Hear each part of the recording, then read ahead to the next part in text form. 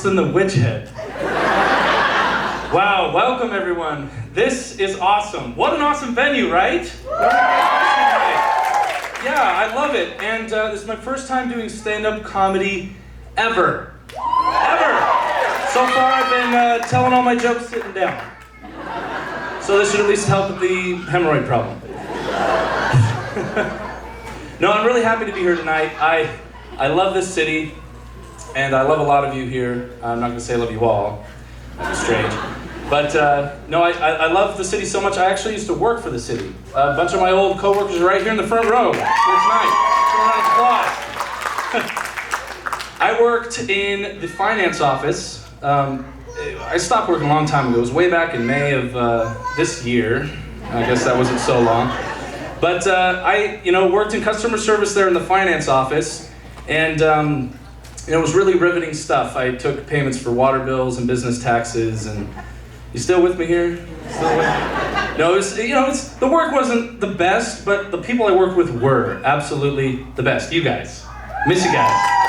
I still remember the first day I'm meeting everybody, and Brian started working after me, but Brian and I became good friends. Brian's right here in the front, and hung out with him outside of work. Carl sat behind me. He's Filipino, my wife's Filipino, we got along great. I actually almost shot him once. Accidentally, and it wasn't at work. I think maybe I should clarify that, at a gun range. So that's kind of how we did that.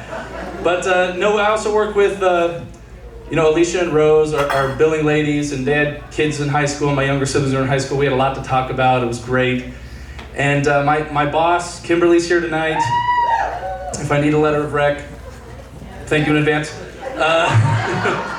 But no, she was great. She was good at signing paychecks. I liked taking them home. We made a great fit. But I think who stuck out to me the most was, I don't want to embarrass her, so instead of using her real name, Dina, I'll call her Donna. Just for the story. No, but Donna and I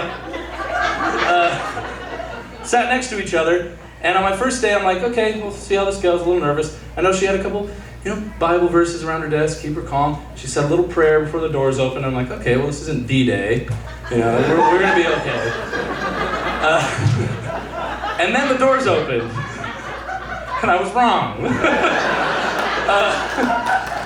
But the customers started coming in. First guy comes in, puts his bill down. You shut my water off. I paid this bill every month. You say I'm 3 months late.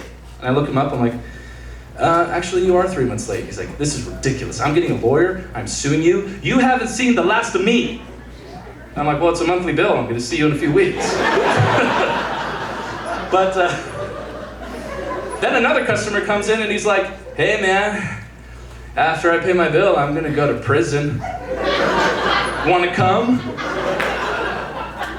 I'm like, no, I think I'll just stay here in the bureaucracy and stick to myself. He's like, no, man. Have you ever been to prison before? I'm like, can't say that I have, friend. And he's like, then how do you know it wouldn't be a lot of fun? I'm like, I can just kind of guess. He's like, trust me, I've been to prison. Word of advice, never follow up trust me with I've been to prison, because it doesn't really help out. Sentence 2 with sentence 1. But no, I really liked working with these folks. I love having them here supporting me. And I loved growing up and working in the city that I'm from. It's great. Is anybody here from somewhere other than Grants Pass? Yeah? Just shout out what state you're from. California? New York. Wow.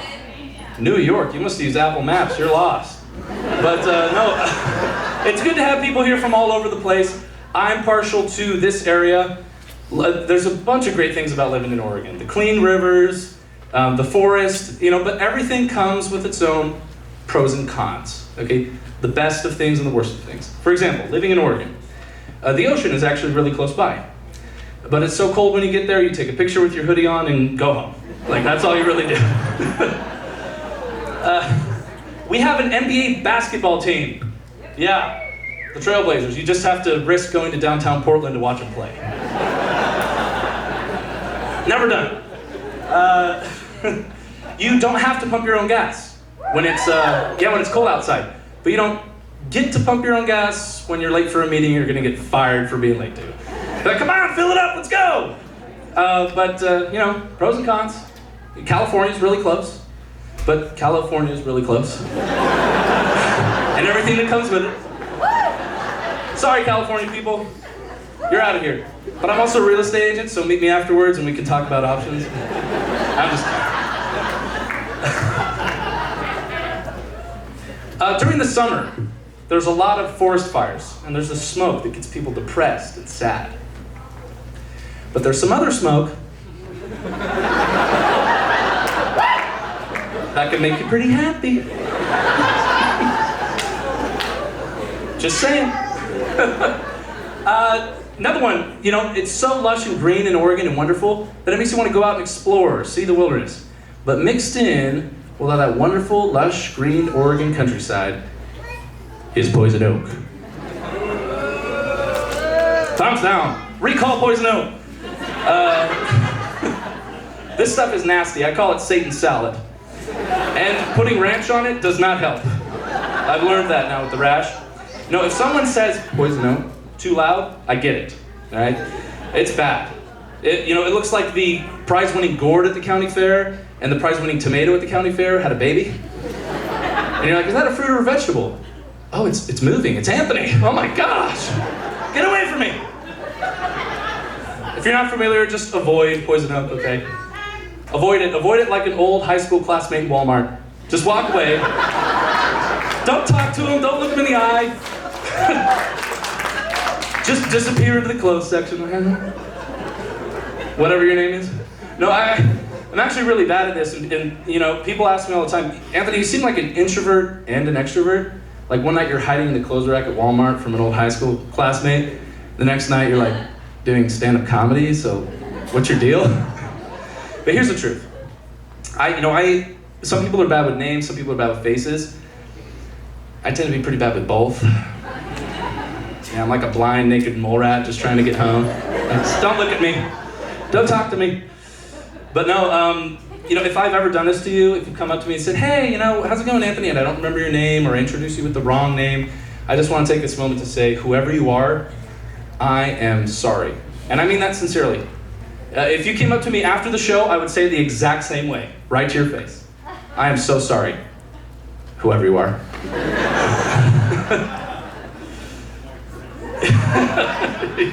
My friend. I used to use that in sales all the time. Right where I put someone's name, I'd say my friend instead. It's just as friendly. It's like, hey, it was really good to meet you. You too, my friend. Yeah, exactly. Just like that. Oh, but no, I mean, more worthless than I are the people that are like, well, I'm not too good at names, but I'm pretty good at faces. Yeah. It's like, worthless piece of crap. Wait. Oh, there's a face I've seen before. Wow, bye.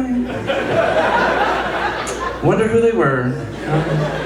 Hi, face, I bet you have a name. Yeah. People are like, oh, I'm good with face, but it's like the only way we could make practical use of these wastes of space is if we came up with an app that was kind of like the one where you hum a tune and Google will tell you the song and the lyrics. But you gotta do it with faces somehow, Like, work with me here a little bit. You're like, okay, I saw this guy in the store, don't remember him, You open your phone, you're like, oh, it was your old landlord, Or you're like, her face looks something like this. That was your ex-girlfriend for 5 years. Don't remember her? Or, you're watching a movie and you're like, who was that? Tom Cruise.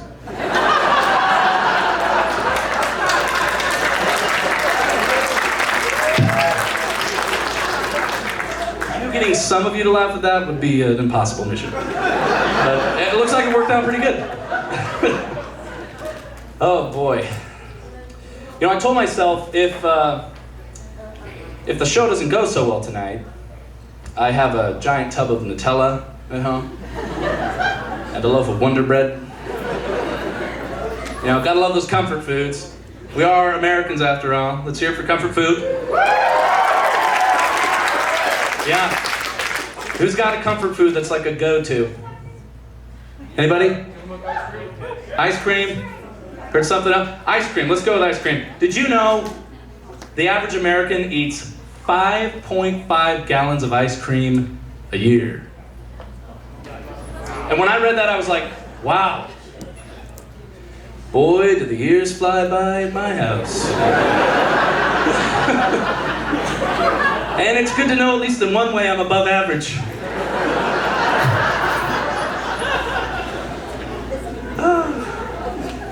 You may not know this about me. I actually like eating at buffets. And I know what you're thinking, I could see that. You know, my fandom's grown over time. But, you know, when you think of a buffet, I know what's in some of your minds, okay? This dimly lit, scary, uncleaned little buffet on the side of a casino in Vegas, where they don't just serve breakfast all day, they serve it all week, because they cook everything on Monday and just set it out, right? And yes, these places exist, and I ate at one once, and it was the biggest gamble I ever took in Vegas. But I made it out, you know, and let me tell you, what happens in Vegas stays in Vegas. You've all heard it. Not true for diarrhea. Absolutely not. Followed me home.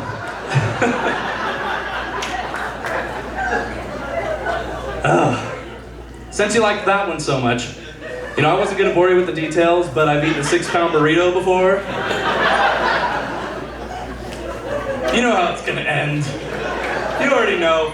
I actually ate a 6-pound burrito twice, not in the same sitting, okay? I'm not there yet.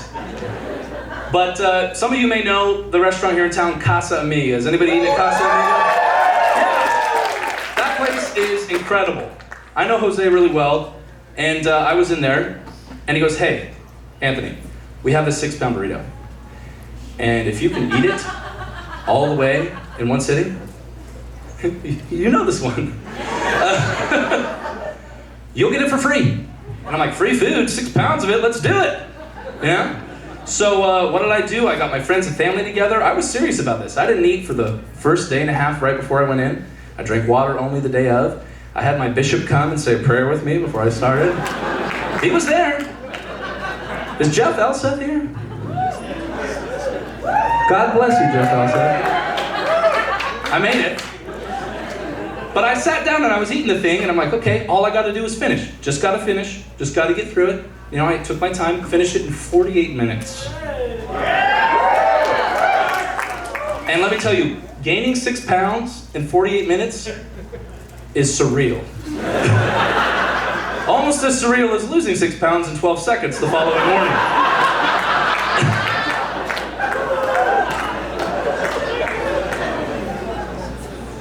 Yeah. So I go back into Casa Amiga after a while, you know, feeling a little lighter on my feet.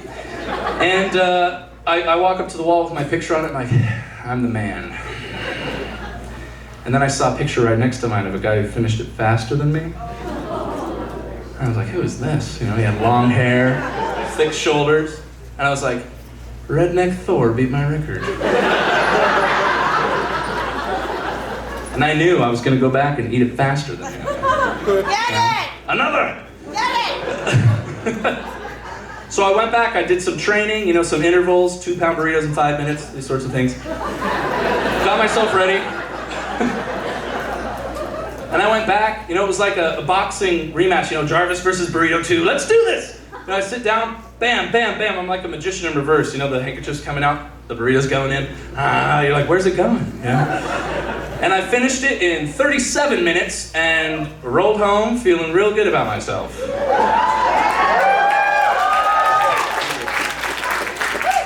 So I go back in there, feeling like the king of the town. I've saved everyone from this, you know, gargantuan burrito. I'm the hero. And Redneck Thor's got a second picture. And he's beat me again. And I walked up there and I was like, I knew at that moment that I was never gonna try that again. I don't know, what do you guys think? Should I go back and try it again? Yeah? Did I mention the record is 8 minutes now? Don't do I saw you were like, yay! Oh, no. Love your body! Love your body! Don't do it! I don't know, if my life insurance covers death by burrito, I might try it. If not, I don't know. Speaking of, you know, liabilities. I'm from a pretty big family. Yeah. Who's from a big family in here? Trick question. We're all one big happy family. No, I come from a family, maybe you heard earlier, 9 kids. 9 kids. And people always come up to me, Anthony, you know, What's your family like? Tell me about your family. And I would try to go through every kid, and I realized I was just wasting people's time. I just needed to come up with something more abbreviated, where I could be like, look, my family's like this, or my family's like that. Get the picture, right? So I was thinking about what our family is like, and I was like, I got it. My family is the Fast and Furious film franchise. It's a lot easier than giving every sibling's bio. I'm like, we're the Fast and Furious franchise. Let me explain. There's 9 of us. People are wondering why they're still making us. They're all starting to look the same. You know? The third one was the best one. If you catch my Tokyo drift.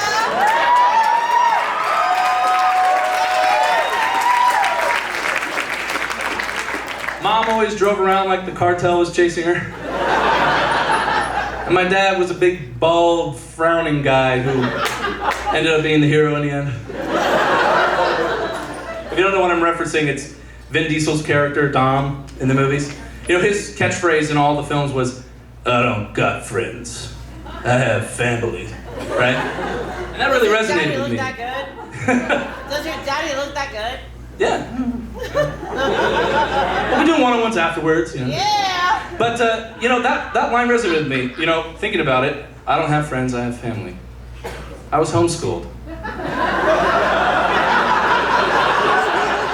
It was me, yeah? And then there's my wife, Anna Marie. Where's Anna Marie? Yay, there's my wife. Spoiler alert, I love her. Anna is from a family of 11 kids. Oh, she beat Hello. you! She beat 11, you! so if we're like Fast and Furious, they're like the whole Marvel Cinematic Universe. Avengers Assemble for dinner! Bum, bum, bum, bum. And like everyone comes to the table. I remember watching the meet once, it was like, holy cow, what's going on here? And so when we sat down while we were dating to talk about how many kids we wanted to have, we were both a little scared. Like, hey, you know, take it easy. We're gonna say how many kids we want on 3, right?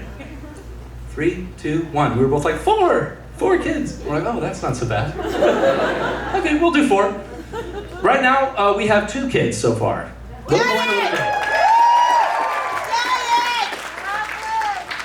And I'm starting to think what I meant was once our family has 4 people in it, we're done.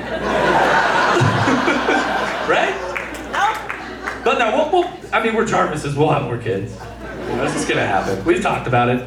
But no, we have a wonderful, bright, brilliant, amazing little girl named Azalea.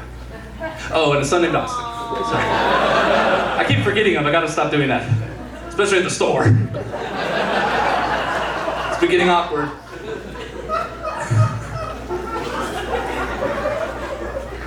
And Austin's a good kid, you know. Thanks, Austin. That was him. I love you, boy. Yeah, Austin's a good kid. I've actually had a really fun time. Yes, son. We'll talk about that later. I told you not to say that in public. But I've had a really fun time raising Austin and revisiting some old stories from my childhood. You know, it's been great raising that kid. In fact, it's been good going back and reading old books that I didn't know from before, and some of these other things. And I've revisited some old stories that when it's time to put him to bed, for example. You know, some real heartwarmers. You know, Hansel and Gretel. The old lady tries to cook you, you cook her instead. Sweet dreams. You know?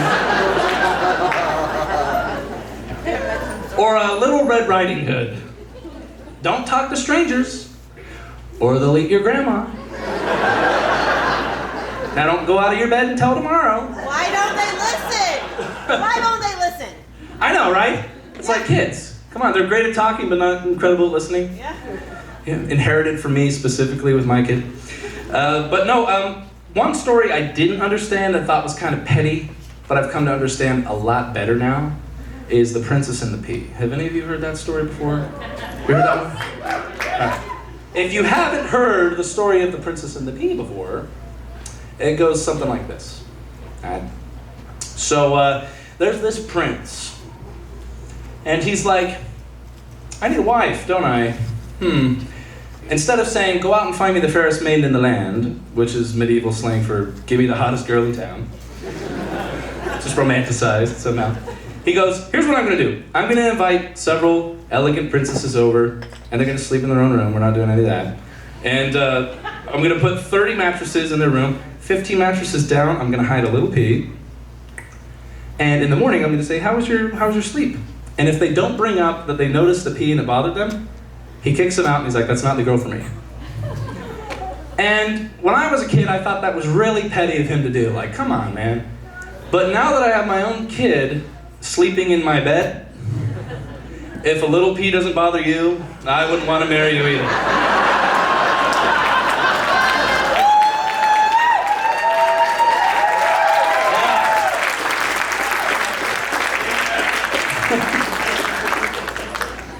You know, I was gonna go out on that, but I'm having too much fun. Come back in. Here's something I cut out of the show. I think you'd want to hear about it. Technology can do some really great things for us. Like we can, found the internet, build cars, go to the moon, allegedly. Do all these sorts of things. But one thing we still haven't gotten down is like how to make a password reset easy. Like who's been there? Who's been like, oh no, scrambling. It's like giving you a hard time, okay? Let me tell you the story how this went for me. So a bill comes in the mail. I forgot about it, hadn't paid it, I'm only human.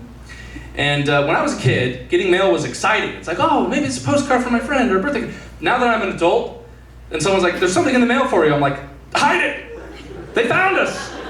Throw it away! We can pretend like we never saw it. But this came in the mail and it was a bill and I hadn't paid it, and so I'm like, okay, I'll go on the online portal and pay this stupid bill and get on with my life, right? And so I go in there and of course I've created an account before, so I can't make a new one, and it's like, you're gonna have to make a new password. I'm like, okay, this is dumb. So I start typing and it's like, before you start, it has to be between 8 and 12 characters long, it has to have an uppercase letter, a lowercase letter, a number, it can't have the plus sign, the minus sign, the percentage thing, blah, blah, blah, blah, blah. I'm like, okay, fine, just let me make my password, okay? So I'm trying to remember all of the different functions of that. It takes me like a half hour. And then I hit submit. And it's like, okay, first of all, you can't do it this way, we were just kidding. Second of all, that was a pretty weak password. Have you ever done that to you? It's like, that was weak. Sorry, I let you down. So I'm like, okay, what do we have to do next? It's like, just answer a simple security question you've already put the answer into before, and we'll let you sign into your account and pay the bill. I'm like, that sounds pretty reasonable to me. What's the security question? They're like, yeah, just tell me who your third grade teacher was. I'm like, oh, was I homeschooled that year? Mom? Incorrect. I'm like, oh, okay. We can do this. Give me another question. And it's like, I can tell it's getting a little suspicious of me by now. So it's like, what's your favorite book? And I'm like, maybe it wants me to answer with what I should answer with. The Bible? Incorrect. I'm like, okay, fine. Give me another question. It's like, if you had $1 million, what would you spend it on? And I was like, is this computer flirting with me? I would spend it on my medical bills on time. No, incorrect. I'm like, okay, just fire some more questions at me. It's like, do you believe in life after love? And I'm like, what does love got to do with it? Do you know the way to San Jose? No. Who let the dogs out? PETA? No.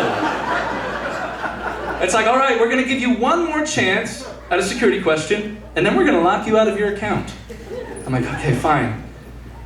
And it just goes, you gotta ask yourself one question. Do I feel lucky?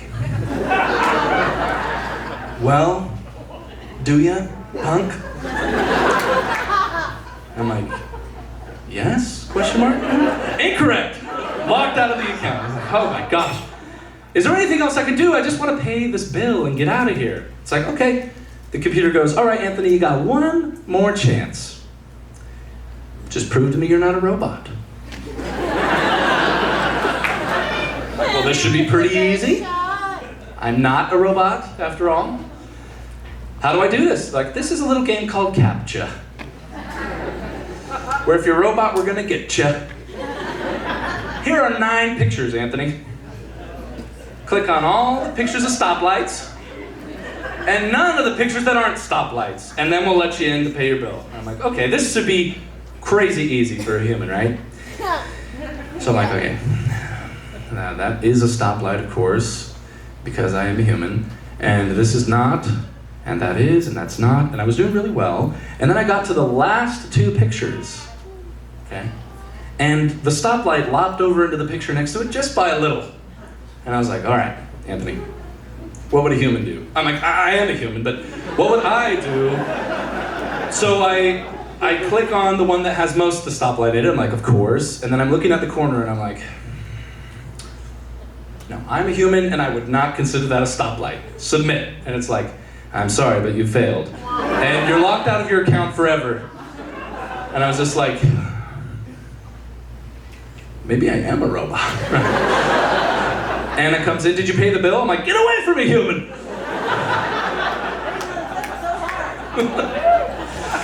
Oh, you guys have been great. Thank you so much. Thanks so much, everybody.